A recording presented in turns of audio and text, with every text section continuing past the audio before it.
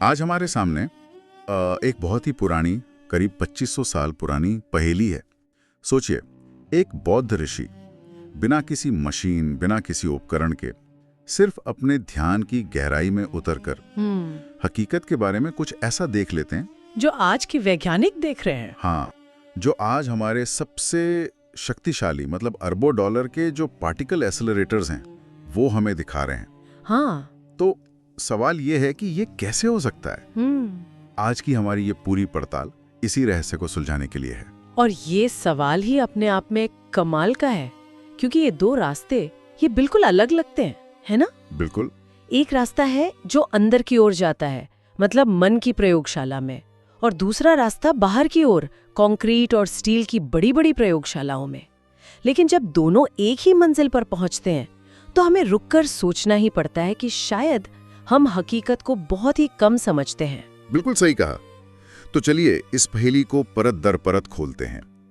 हमारे पास जो स्रोत हैं वो हमें इन दोनों दुनियाओं के बीच 3 बहुत गहरे कनेक्शन दिखाते हैं। और पहला कनेक्शन ही इतना चौंकाने वाला है कि उसे मानना मुश्किल है। उसका जिक्र एक बौद्ध सूत्र में है, एक झाग के बुलबुले के रूप में। इसका क्या मतलब है? हाँ, ये फेनपिंडुपम सूत्र से आता है।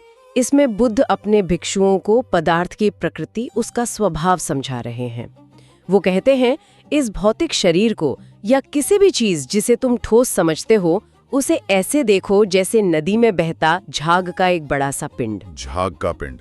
अच्छा, जैसे नदी में मैल या वो जो झाग इकट्ठा हो जाता है? हाँ, बिल्कुल वैसा ही। अब आप कल्पना कीजिए कि आप दूर से उस झाग के ढेर को देख रहे हैं। वो कितना ठोस और घना लगता है ना? हाँ, लगता है कि उठा सकते हैं, उसमें वजन होगा। बिल्कुल। लेकिन जैसे ही आप पास जाकर उसे छूने की कोशिश करते हैं तो क्या होता है? वो तो फट जाता है, बिखर जाता है। हाथ में कुछ नहीं आता सिवाय थोड़ी सी नमी के। सही। अंदर से तो वो पूरी तरह खोखला होता है, बस हवा के बुलबुले। ठीक यही। उसमें कोई सार नहीं होता, कोई ठोसपन नहीं होता। बुद्ध का यही कहना था कि ये पूरी भौतिक दुनिया, ये मेज, ये कमरा, हमारा शरीर, सब कुछ उसी झाग के पिंड जैसा है। सब कुछ? हाँ, ऊपर से ठोस, अंदर से सारहीन, जिसे वो शून्य कहते थे। एक मिनट, ये सुनने में एक अच्छी कविता या कोई दार्शनिक बात तो लगती है, लेकिन असल जिंदगी में ये बात कुछ हजम नहीं हो रही। मतलब ये मेज है, मैं इस पर हाथ मार सकता हूँ, देखिए जोर से मारूं तो मुझे चोट लगेगी। ये ठोस है, इसे झाग का बुलबुला कहना तो बस शब्दों का खेल लगता है। और आपका ये सवाल बिल्कुल जायज है। हमारी सारी इंद्रियां, हमारा पूरा अनुभव यही तो चीख चीख कर कहता है कि दुनिया ठोस है। और यहीं पर 2500 साल बाद विज्ञान उस कहानी को पूरा करता है, जब वैज्ञानिकों ने आखिरकार पदार्थ के सबसे छोटे हिस्से यानी परमाणुओं के अंदर झांकने की तकनीक विकसित की। तो जो उन्होंने देखा वो किसी की भी होश उड़ाने के लिए काफी था। क्या देखा उन्होंने? उन्होंने देखा कि एक परमाणु 99.9999999% खाली जगह है। क्या? रुको, 99.99%? ये कैसे मुमकिन है? तो फिर जब मैं दीवार से टकराता हूँ तो उसके आर पार क्यों नहीं निकल जाता? मेरे हाथ में जो चीज है और दीवार में जो चीज है वो आपस में टकरा क्यों रही हैं, अगर सब कुछ खाली ही है? ये ठोसपन का एहसास ये कहां से आ रहा है? बेहतरीन सवाल। ये एहसास उस 0.0000001% से आ रहा है जो पदार्थ है। लेकिन मजे की बात यह है कि वो भी कोई ठोस कंकड़ या गेंद नहीं है। तो फिर वो क्या है? वो इलेक्ट्रॉन जैसी चीजें हैं जो असल में ऊर्जा की तरंगे हैं, या कह लीजिए कि तेजी से कंपन करते हुए ऊर्जा के नन्हे नन्हे बुलबुले हैं। अच्छा। तो जो मेज आपको ठोस महसूस हो रही है वो असल में खाली जगह में बेहद तेजी से नाच रही ऊर्जा का एक जाल है। ऊर्जा का जाल? हाँ। जब आपका हाथ मेज के पास आता है तो आपके हाथ के परमाणुओं के ऊर्जा क्षेत्र और मेज के परमाणुओं के ऊर्जा क्षेत्र वो एक दूसरे को धकेलते हैं। ये एक तरह का फोर्स फील्ड है। तो जो मुझे ठोस महसूस हो रहा है वो पदार्थ नहीं है? नहीं, वो इन ऊर्जा क्षेत्रों के आपसी टकराव का एहसास है। मतलब मैं कभी भी किसी चीज को असल में छूता ही नहीं हूँ। मेरे हाथ और मेज के बीच हमेशा एक खाली जगह रहती है। बिल्कुल। विज्ञान की नजर में छूना एक भ्रम है। तो अब आप देखिए, बुद्ध ने अंतर्ज्ञान से कहा कि पदार्थ झाग की तरह सारहीन है, और विज्ञान ने गणना करके बताया कि हाँ, ये 99.99% खाली है, और जो है भी वो सिर्फ ऊर्जा का कंपन है। बात एक ही है। भाषा अलग है। ठीक ये सोचना ही दिमाग को झंझना देता है। अगर कोई भी चीज असल में ठोस है ही नहीं और हम सब सिर्फ ऊर्जा के कंपन हैं, तो फिर मैं और ये मेज अलग अलग कैसे हैं? क्या हमारे बीच की ये दूरी ये भी एक भ्रम है? कम से कम ये तो सच है ना कि मैं यहाँ हूँ और मेज वहाँ है। आपने बिल्कुल सही नस पकड़ी है और ये हमें सीधे दूसरे कनेक्शन की ओर ले जाता है, जिसे बौद्ध दर्शन प्रतीत्य समुत्पाद कहता है।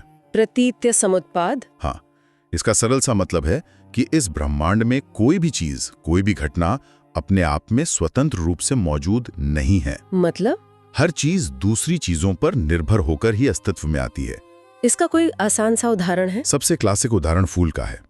हम एक फूल को देखते हैं और कहते हैं ये एक फूल है। ठीक है, लेकिन क्या फूल का अपना कोई स्वतंत्र अस्तित्व है? बौद्ध दर्शन कहता है नहीं। एक फूल असल में गैर फूल तत्वों का एक जमावड़ा है। वो सूरज की रोशनी है जो फूल नहीं है।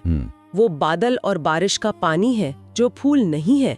वो मिट्टी के पोषक तत्व हैं जो फूल नहीं है।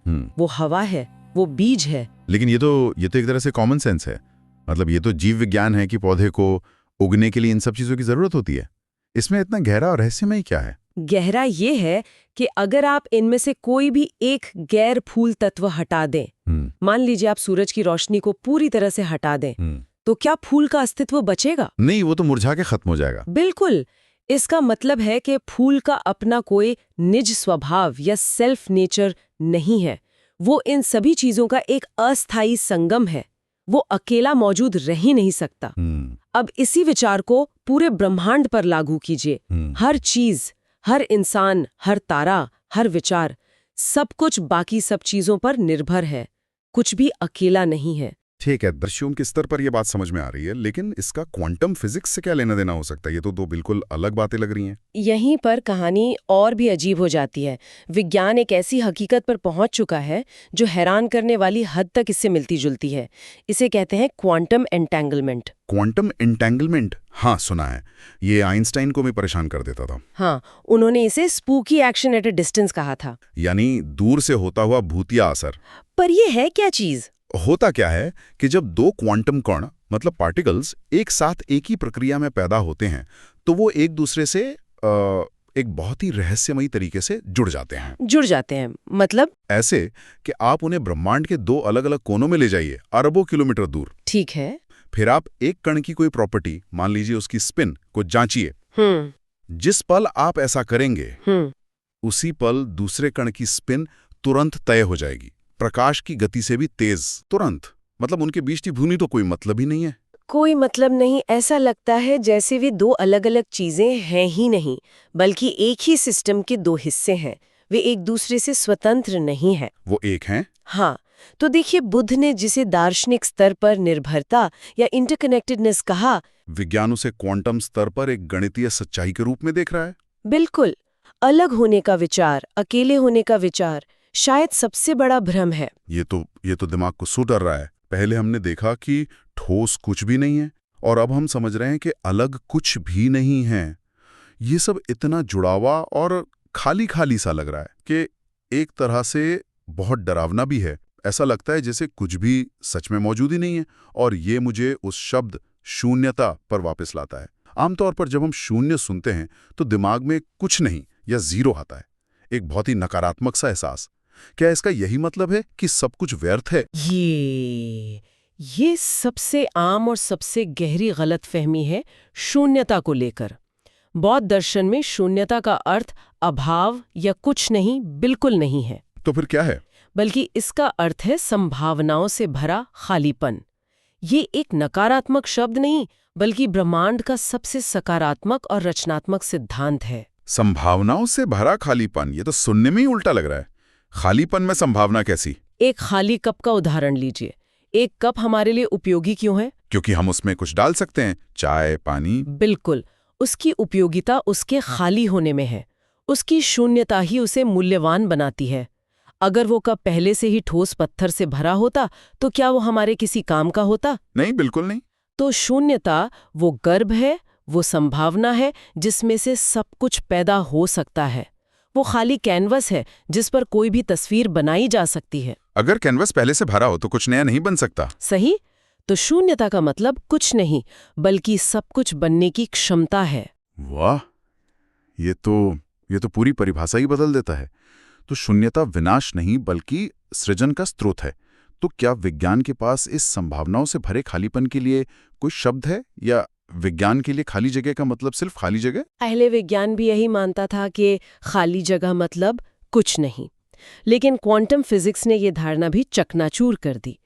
आज विज्ञान जिसे क्वांटम फील्ड या क्वांटम वैक्यूम कहता है, वो बिल्कुल भी शांत या खाली नहीं है। तो कैसा है? वो असल में असीम ऊर्जा का एक उबलता हुआ महासागर है। उबलता हुआ महासागर खाली जगह में? हाँ, उस तथाकथित खालीपन में हर पल हर क्षण अनगिनत कण और उनके एंटी पार्टिकल पैदा हो रहे हैं और एक दूसरे से टकराकर फिर से ऊर्जा में विलीन हो रहे हैं। अच्छा। वे अस्तित्व में आते हैं और फिर गायब हो जाते हैं। ये ब्रह्मांड की सबसे व्यस्त, सबसे रचनात्मक जगह है।